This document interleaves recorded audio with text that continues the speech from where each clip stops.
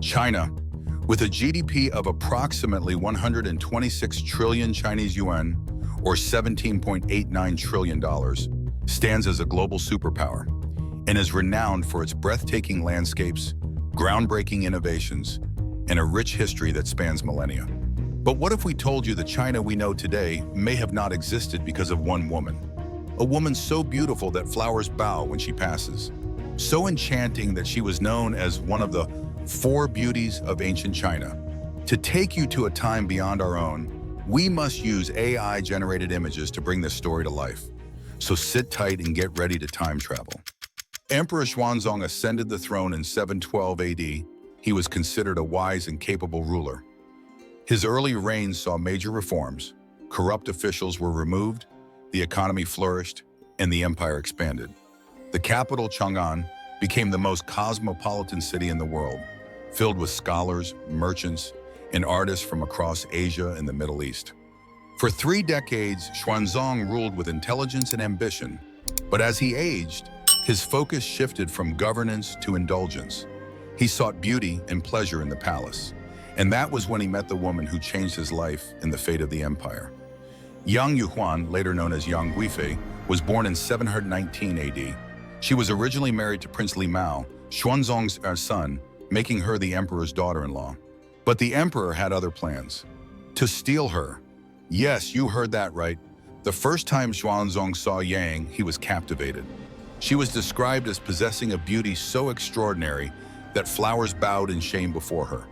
But beyond her looks, she was intelligent, charming, and an accomplished dancer and musician. In a controversial move, Xuanzong sent her to a Taoist nunnery under the pretense of religious retreat. This was to prevent the criticism that would affect his plan of making her his concubine. Shortly after, he found his son another wife and took Yang as his own consort, elevating her to the rank of Guifei, or noble consort, the highest position a concubine could hold.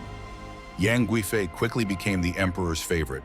He built luxurious gardens and palaces for her, organized lavish banquets, and even had fresh lychees, her favorite fruit, brought from thousands of miles away by horseback messengers.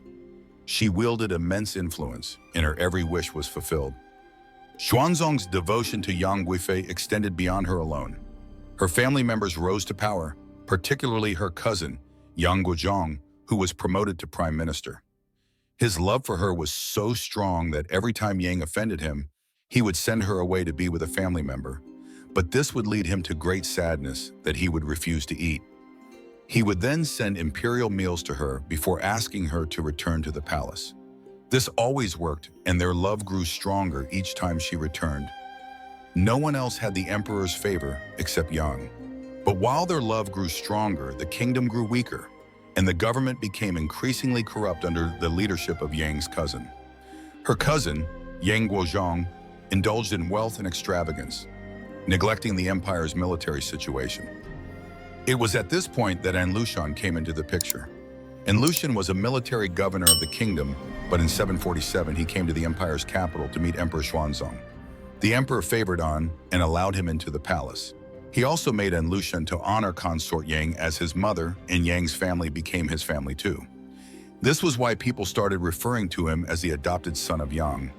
There were also rumors that he and consort Yang had an affair, but Emperor Xuanzong discounted the rumors. An Lushan became a trusted ally of the emperor.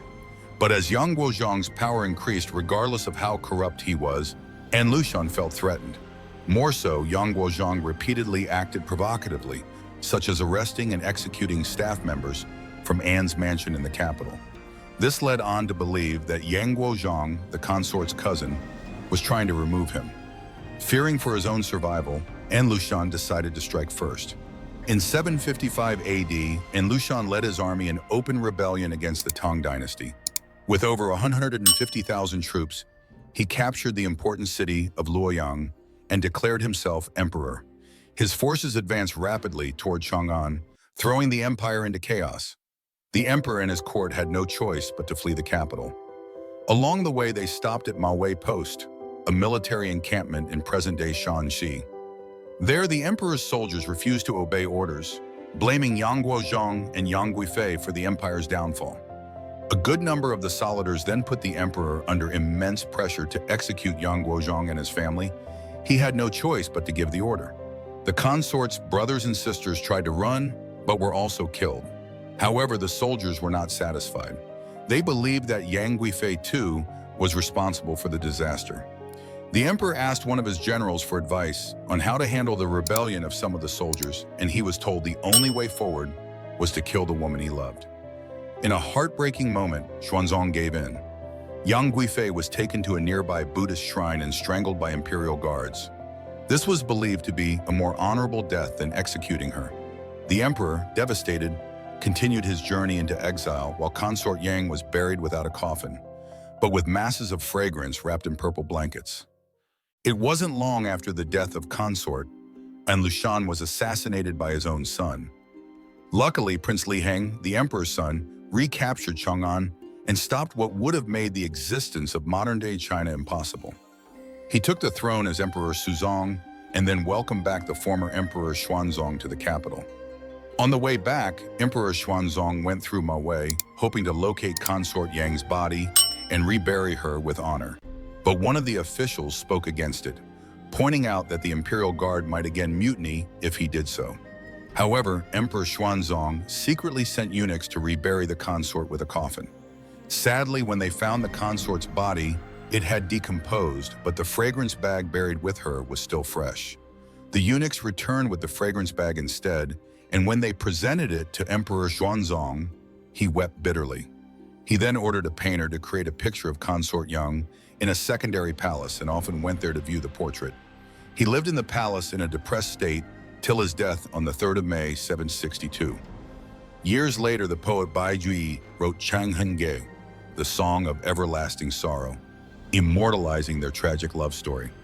In the poem, he describes Xuanzong's eternal longing for Yang Guifei, even imagining that her spirit waited for him in the afterlife. The story of Emperor Xuanzong and Yang Guifei is more than just a romantic tragedy. It is a tale of power, obsession, and the unintended consequences of love. If you enjoyed this story, don't forget to like, share, and subscribe for more magical journeys into history. Until next time, keep love pure and true.